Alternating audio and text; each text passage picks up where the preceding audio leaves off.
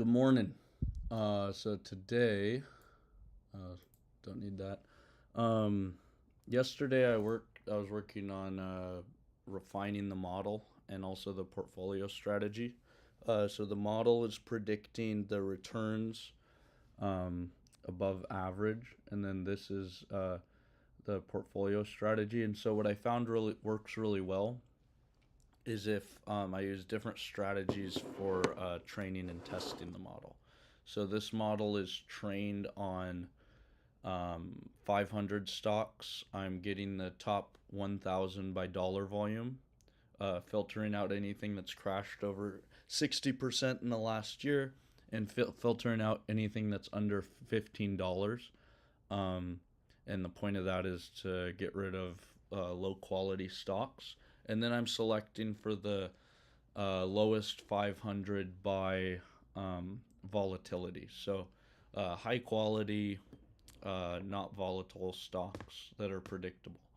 Um, and so I train the model on that. But then when I'm testing the model, instead of picking the lowest 500 by volatility, I'm only doing the lowest 50 by volatility. Um, and you see here that this is a big improvement. And finally, I have something that beats the S&P 500. Previously, let me pull the PowerPoint up. Yeah, so previously I had tried a bunch of different things. Okay, so this is when I finally got the data aligned to work well. And so, yeah, I tried a bunch of different things. This was the kind of the first attempt. We're outperforming the stocks in the universe, but the stocks in the universe are going down. And then if you plot the S&P 500 over this time, it's going up. I should zoom in here, huh? And so, the model's outperforming the universe, but the universe is no good. And so here, it's another attempt. Here you see basically the model, once again, is slightly outperforming the universe now. It's still outperforming, but it's very slight. But both the model and the universe are underperforming the S&P 500. When I tried to add a portfolio strategy to this, then the model did significantly worse than the S&P 500. Here at least it made money. Here it's losing money while the S&P's gaining value. And here's some more attempts. This was no good and this was no good. There was data leakage. Then I did this yesterday. This is better, but it doesn't really outperform the S&P. And so you would say, what's the point of working so hard on this model? You can just buy the S&P. And then I got this, last night, which clearly is outperforming the S&P 500, at least over this time stretch. So today, I'm going to work more on making the model more robust. What's today's date? The 27th. Yeah, so I'm going to try to build a robust testing framework for the model. Okay. Now, the first thing I want to do here, oh yeah, this isn't financial advice, so don't take any of this as financial advice. It's entertainment. This is entertainment for fun. And part of the entertainment is I'm tracking my current trades. So, I'm holding some stocks, but my big trades, most of my portfolios in this Bitcoin trade. So I'm betting on Bitcoin to go down. Bitcoin trade info. So this is the pattern of Bitcoin. It goes through regular cycles. The all-time high you can see is about every 4 years reliably, although the last two cycles it's been 3 years, 11 months. Yeah. And then the local minima for the last three cycles also happens every 4 years. And so the bet that I'm making is that the local minima is going to happen again in this current cycle at the end of December. And then Also, the return to the previous all-time high is very predictable. Happens every 4 years or 3 years, 11 months as well. And so I'm also predicting the next high will be November 28th. And this isn't profound. It's just going with the very well-known Bitcoin cycles. This is really well documented. And so if you look at this, the ratio of the all-time high, the previous all-time high to the current, to the low of the subsequent cycle. So all-time high to low. You can see the ratio is declining. It's not linear because then on cycle 4 we would expect it to be negative. Bitcoin would go negative. That's not going to happen. Maybe it'll go to 0, but it won't go negative. And so I'm assuming that it's following an exponential decay trend. And so if it's following exponential decay, it should continue to be lower than the previous cycle. And so a conservative assumption is that it will be 1 again. Here it was just below 1. So if we conservatively assume it's going to be 1, then it'll drop to the 2021 all-time high, which was 69,000. And so then I'm making a trade on BlackRock's Bitcoin ETF. And so if Bitcoin goes to 69,000, and the Bitcoin ETF is just holding Bitcoin. So if it goes down to 69,000, the IBIT should be $42.50. So I've bought this put on Bitcoin at $45 for June of 2027. So 126, 127, 2026. And then every day, and so my plan is to sell this sometime at the end of the year. Because I don't have enough money in my portfolio to buy Bitcoin and then sell the put when it sell 100 shares when it expires. So that's my strategy on this trade. So and I'm updating it every day with just the price at market open at 6:30 a.m. West Coast time where I am, or my finger's sweaty, I have to dry it off, or 9:30 East Coast time. So IBIT $45 put at 6:30 was $7.93. So it went down slightly because Bitcoin gained yesterday. And what was Bitcoin value at 6:30 a.m.? Bitcoin 6:30 a.m. 87,995.68. 87,900.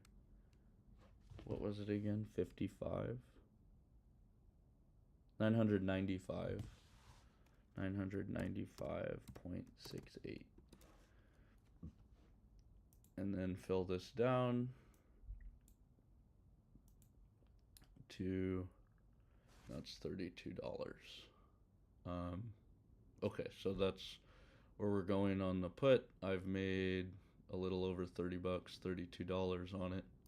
And then I bought some shares yesterday of the 2x inverse Bitcoin ETF, 127, 2026. So let's see what that was this morning. And then I bought more shares.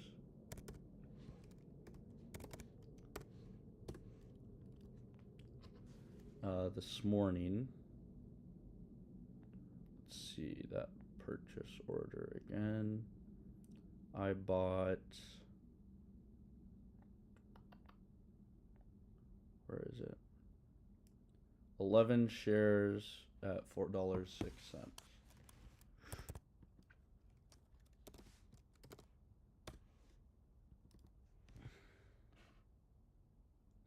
$315.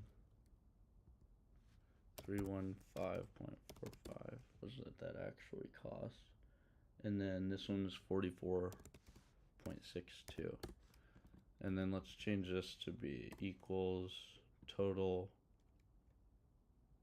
divided by shares equals total divided by shares.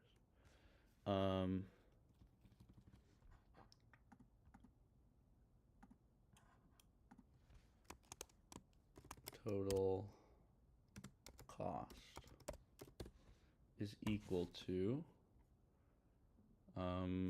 sum of j.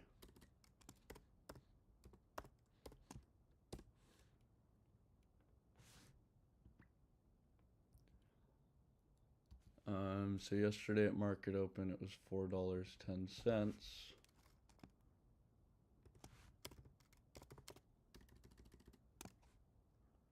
Okay, so let's say total value is price per share times shares held, and then insert one here, total value, and then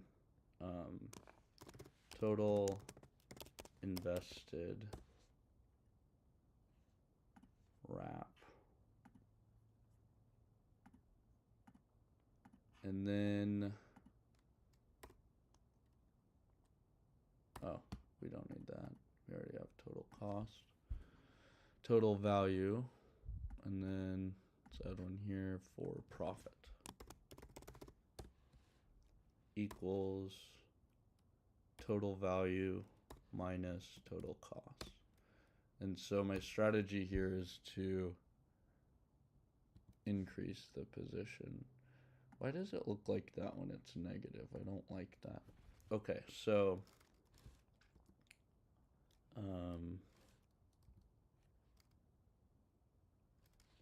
say 88 here.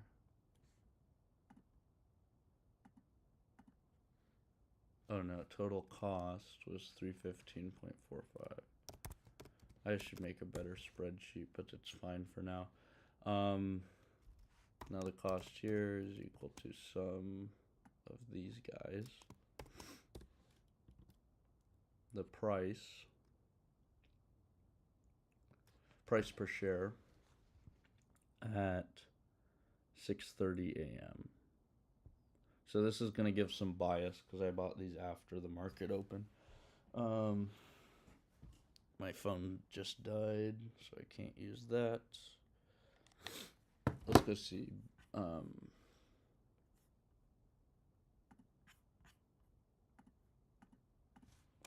IBIT price at market open this morning.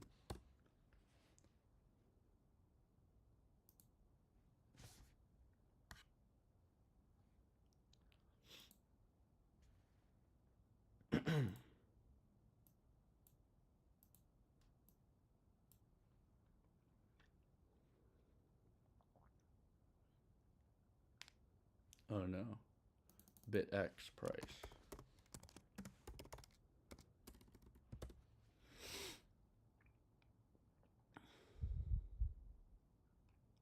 So 27.56 at market open.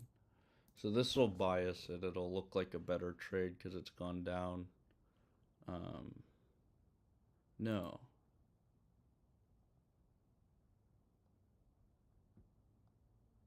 Is that? Okay, I'll fill this out later.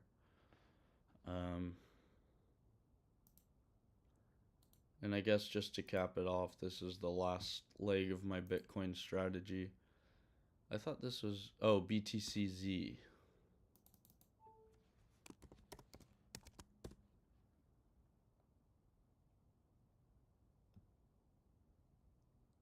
Okay, so it's $4.02 at market open.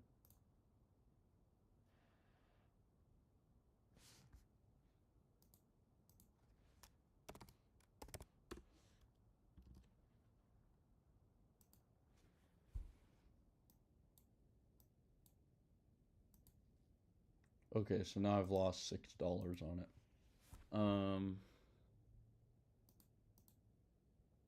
This, I'm gonna change to call it ibitput. Okay, that's the end of the update for this morning.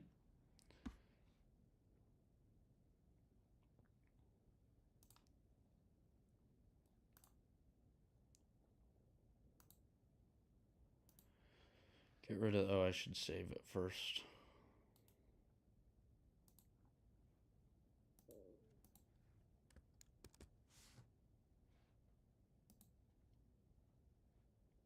Okay.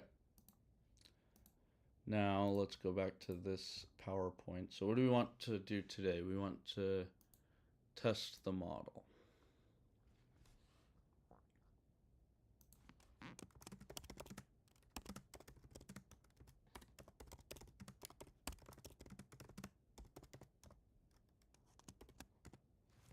And lgbm v5.py.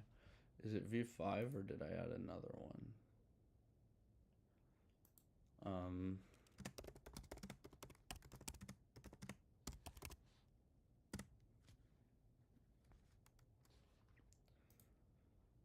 Which trains on data. So let's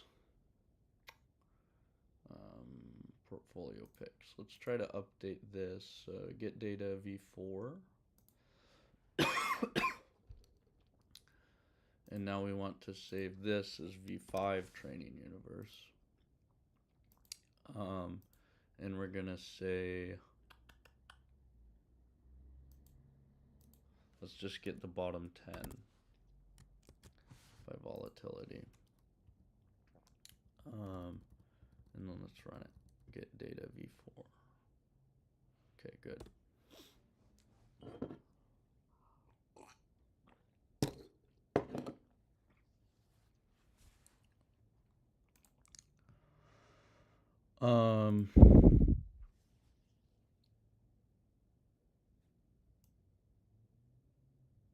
Trained in algebra, retrieved from, which trains on my universe, which, what's the universe do? Filters, which filters in the following manner. 1, get 1,000 highest liquidity stocks for past month, which filters in the following manner for the first of each month. Get 1,000 highest liquidity stocks for past month. 2,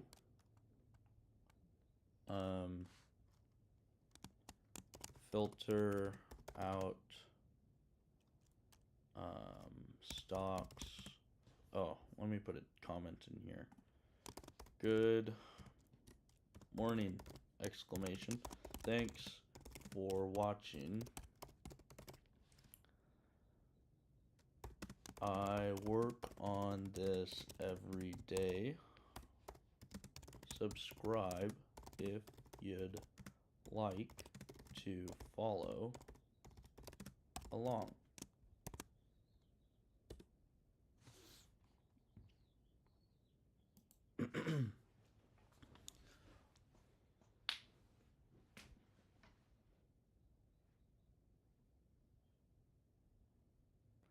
Get 1,000 highest liquidity stocks for past month. Filter out stocks which have dropped greater than 60% in the last year. 3, filter out stocks worth less than $15. 4, select the lowest 500 volatility stocks remaining. Okay, Then I train on the, let's see, where's the plots?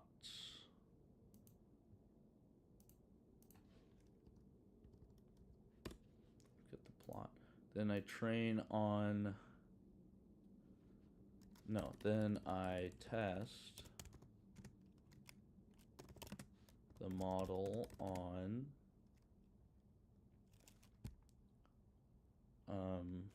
a universe which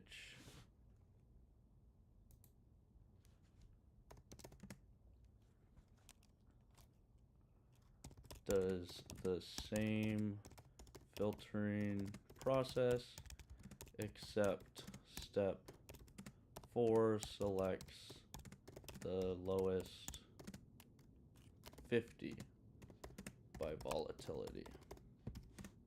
I get good results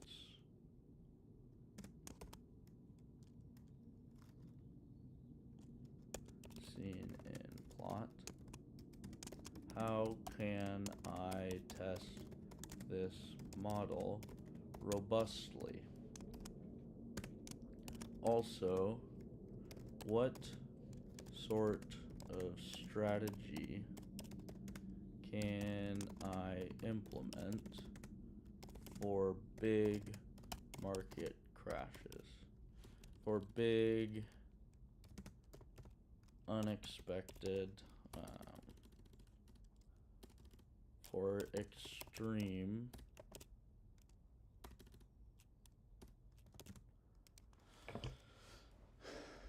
downward movement, like 2008 crash,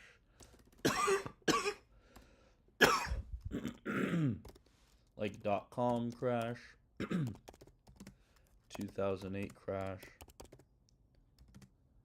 COVID crash, or 2025 tariff crash.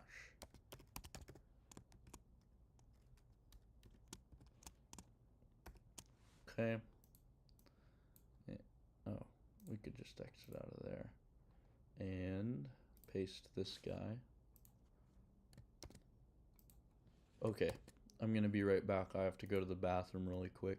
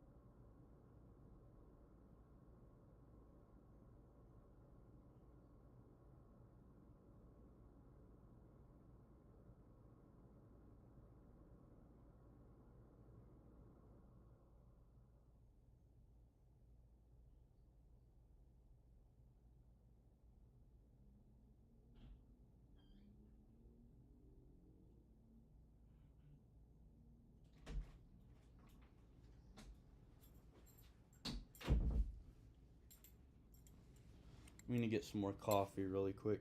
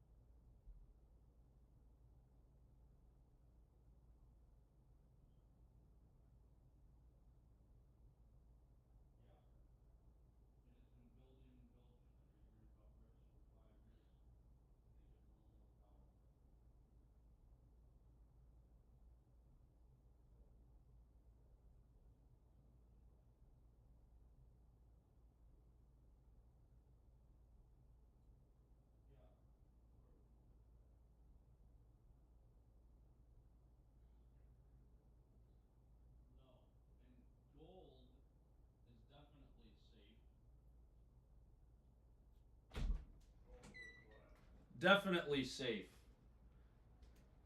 Well, I don't know. I mean, it'll hold its value, but you could also. It's hard to tell if it's overinflated. It spiked so much. But silver, I think I sold silver at $86 spot price. Now I think it's 95. You sold it? Yeah, because I didn't have an exit strategy, and I didn't want to hold through the peak and then watch it collapse and then just go get out because I have to. Well, I took a couple at 90, but it'll be currently at 95 Yeah, I remember. before the next 70 crash when price crashed. Yeah. And so, what I got to remember is that markets go down 3 times as fast as they go up. Oh yeah. And I think faster than 60. Yeah, well, it's clearly they go down way faster than going up. That's why Olam Gear is selling calls on the S&P 500, and he says, and he put the did got the historic returns of it month to month, and then he just sells the call at 10% on the high end of the return. So he's making a bet that it's not gonna have a that 90% of the time he'll. People buy those. Yeah. Yeah, it seems like you got to eventually cash in.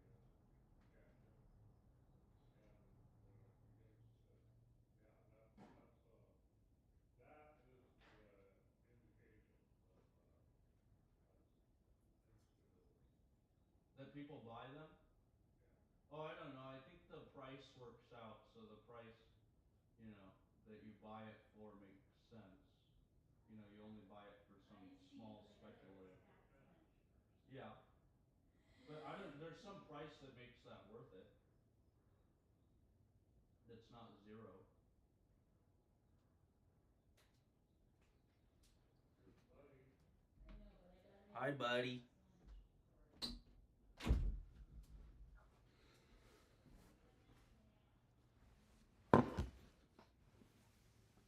Okay, I'm back.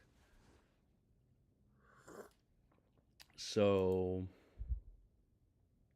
oh yeah, I forgot. I gotta put in to the Bitcoin sheet. I think I have to put in the price this morning, or did I already put it?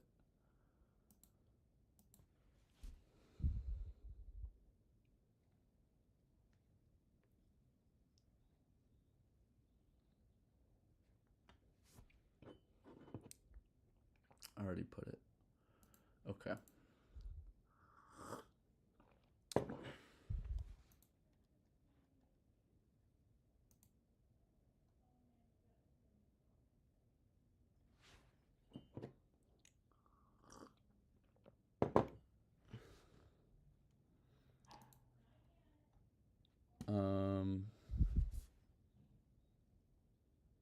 So let's see what it says. This is a great result visually.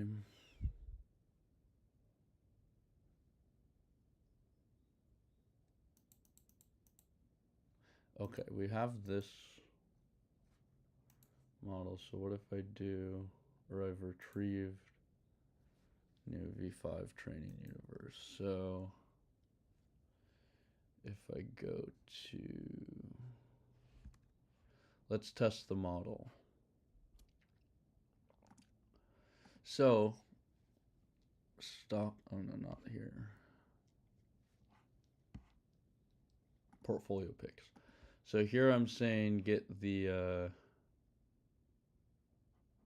V3 training universe. Okay.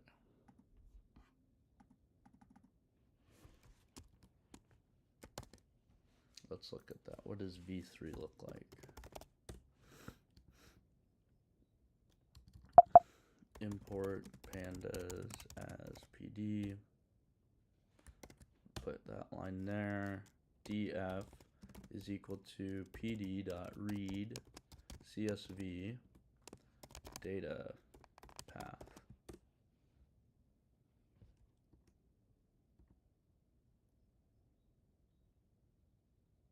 Oh. That read CSV. CSV read feather.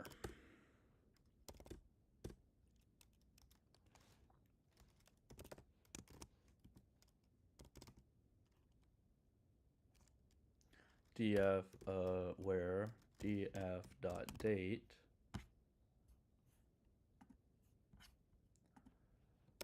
is equal to 2013-06-03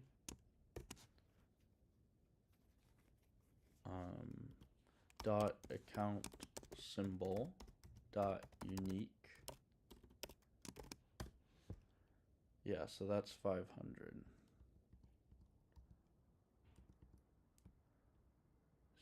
So V3 is 500. V4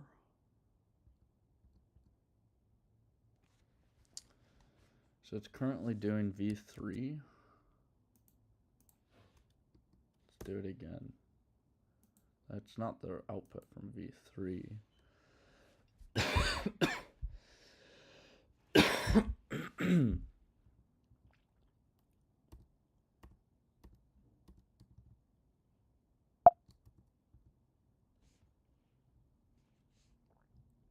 Oh yeah, so if I train it on V3 it works.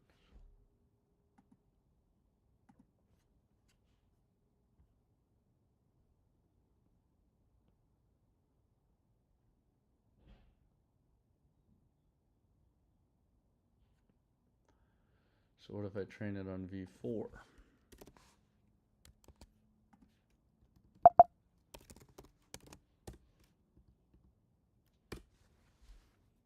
Oh no, don't do that.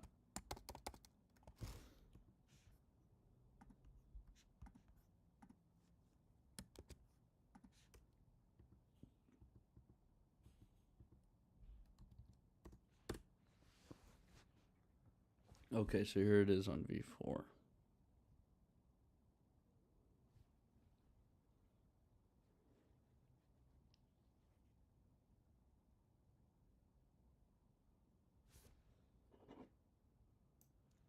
Huh. So it does better on V3 than it does on V4. That's not making any sense.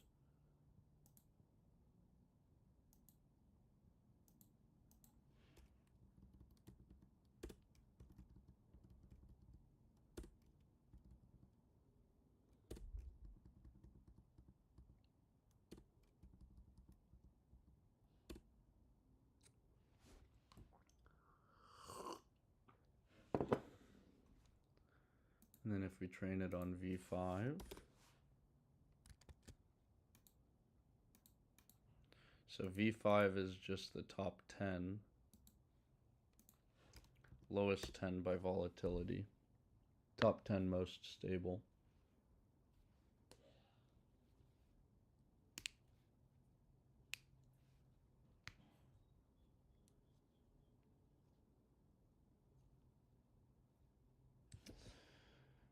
So the lower number of stocks we pick, the worse it performs.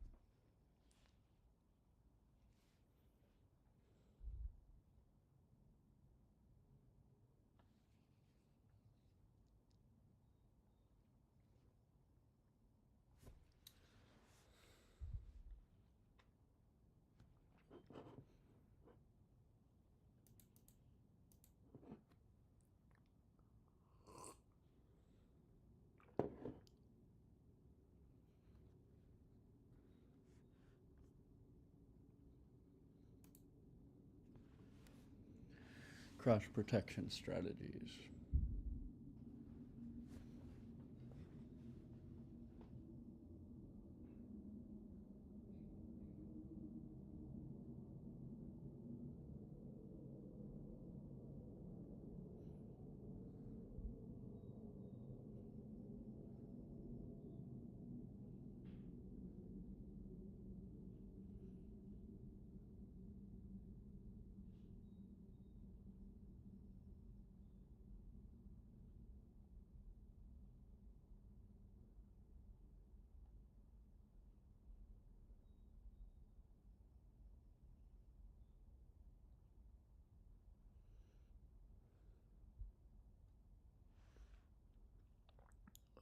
so we've found that more stocks in the training universe is better.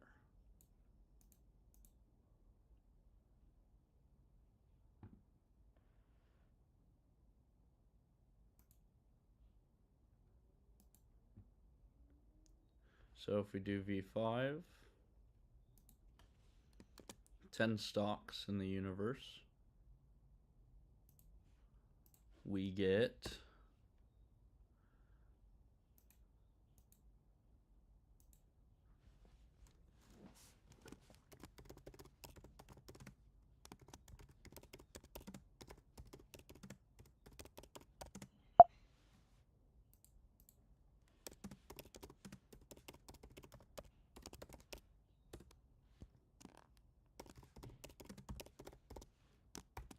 okay, and I put this in a few prompts ago.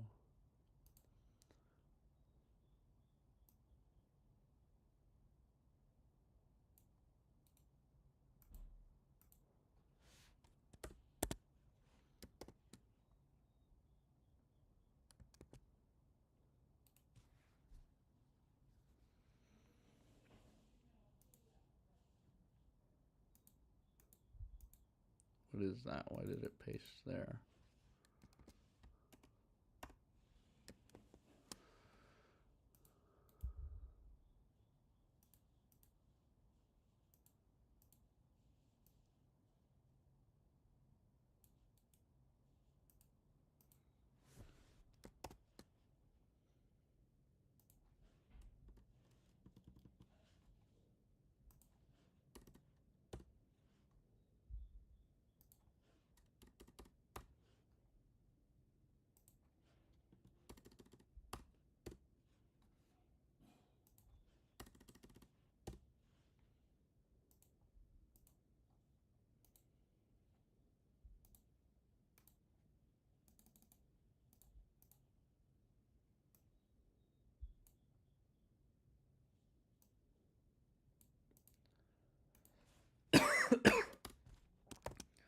Okay, so here, cancel that.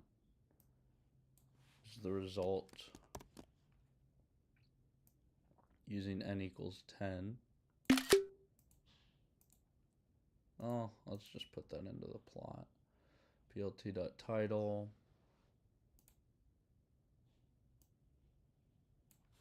n equals 10.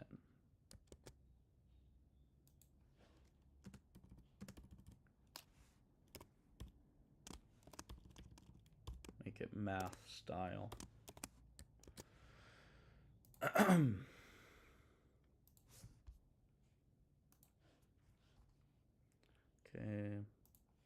get rid of this. And so the question is,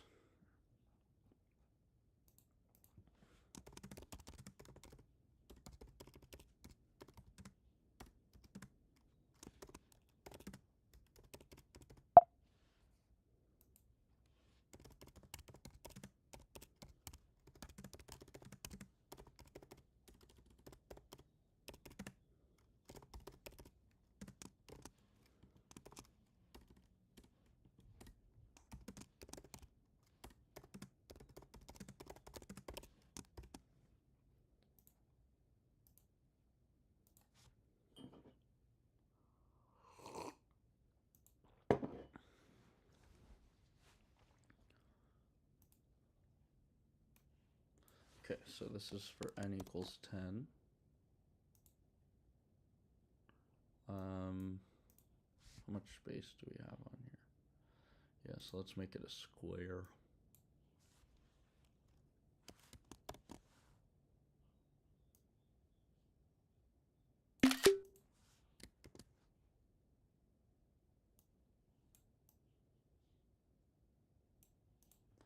Okay. Now let's do, so that's for V5 training universe, V4 training universe.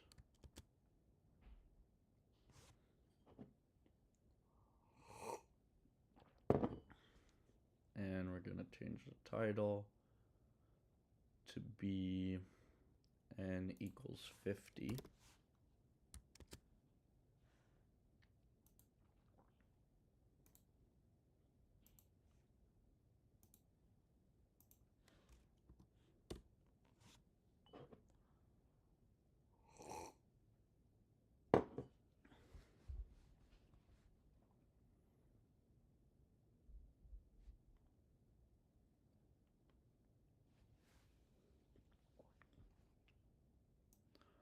Okay, so that's better.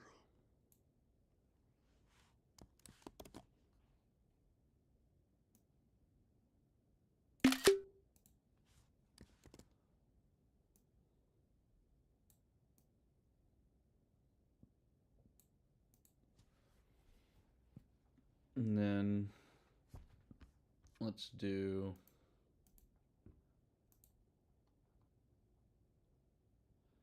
now n equals 500.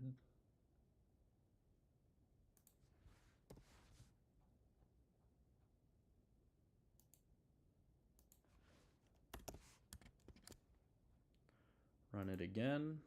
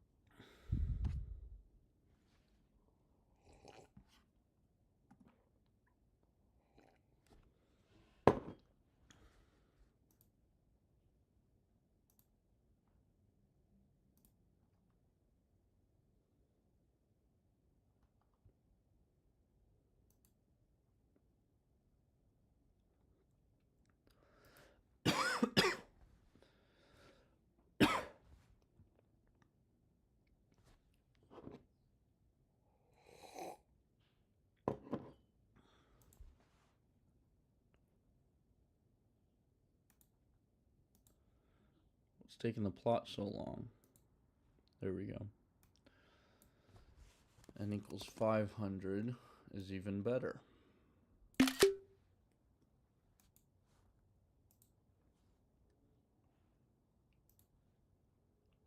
make that a square too.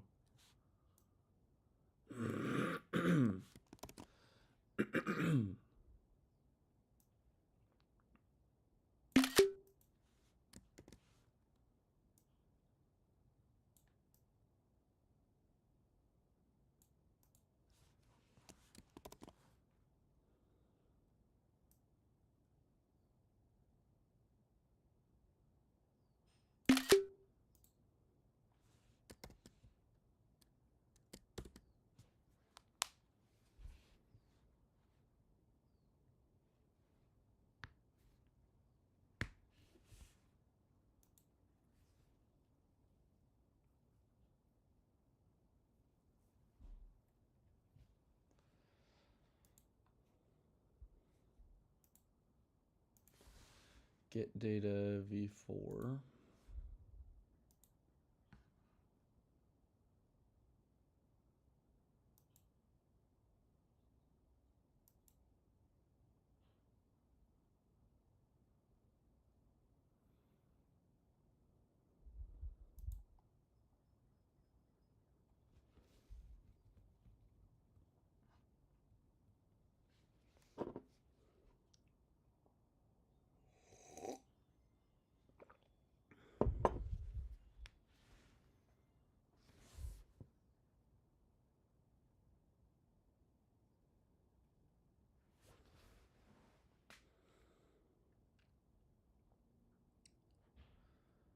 Oh.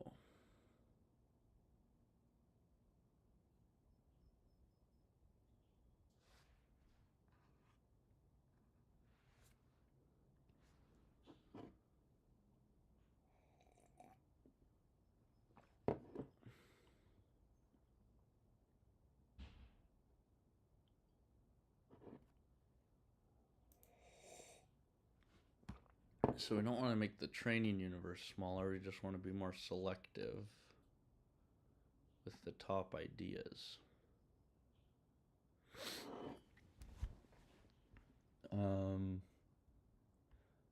go to portfolio picks, V3 training universe, and only do 10 positions.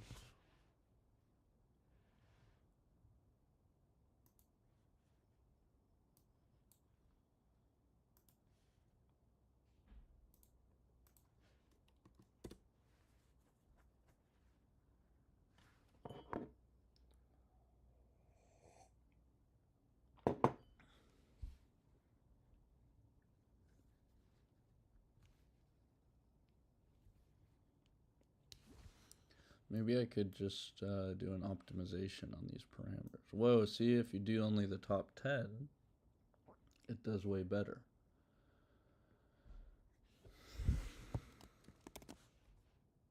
Okay, so let's make a slide for this.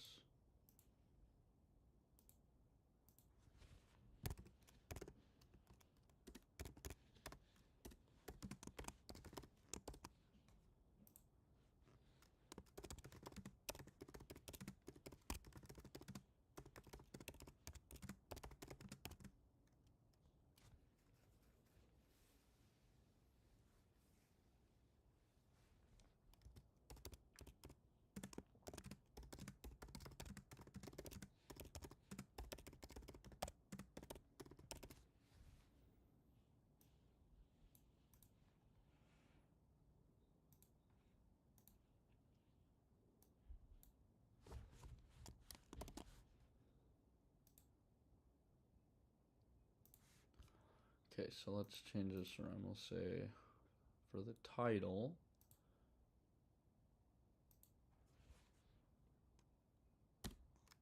we'll say n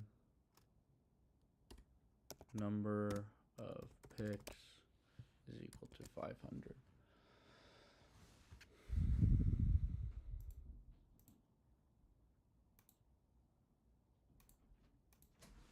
Hey, Mom. Still streaming? Yeah. I'm leaving your lunch stuff on the counter, and I'm gonna take. Buddy? Yeah. Okay, thanks. I'll probably be gone when you come back. Thanks for making my lunch. Of course. Be sure you bring in your lunch box and put it on. It'll be there waiting. Okay, I will. I think somebody's excited. Are you leaving soon? It's almost 9. Yeah.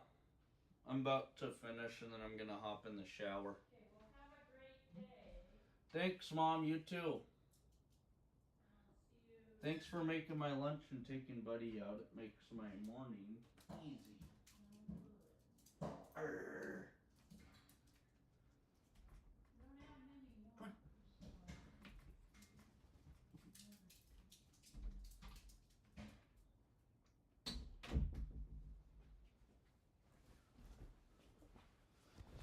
Okay, so if we do 500 positions with the whole training universe.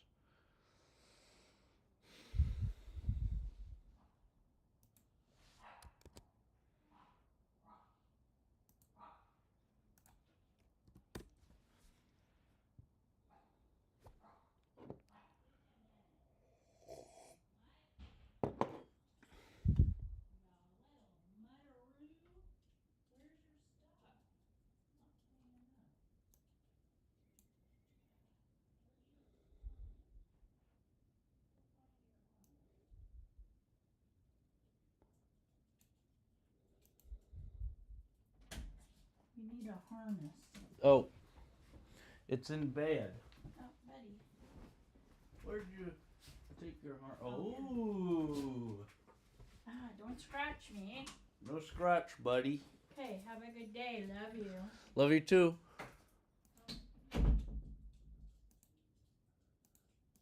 Alright, come on, get out of here. Okay. Ignore. Number of picks equals 500.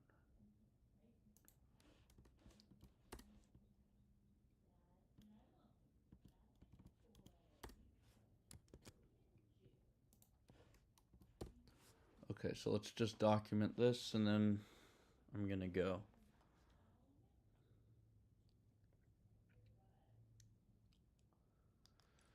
But really, I kind of have to go take a shower, so I'm just gonna put this in.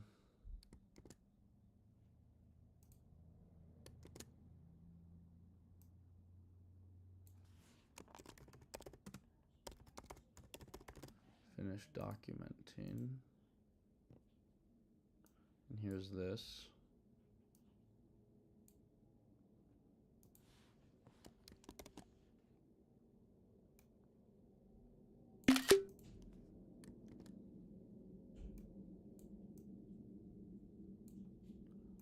Okay, so that's it for now.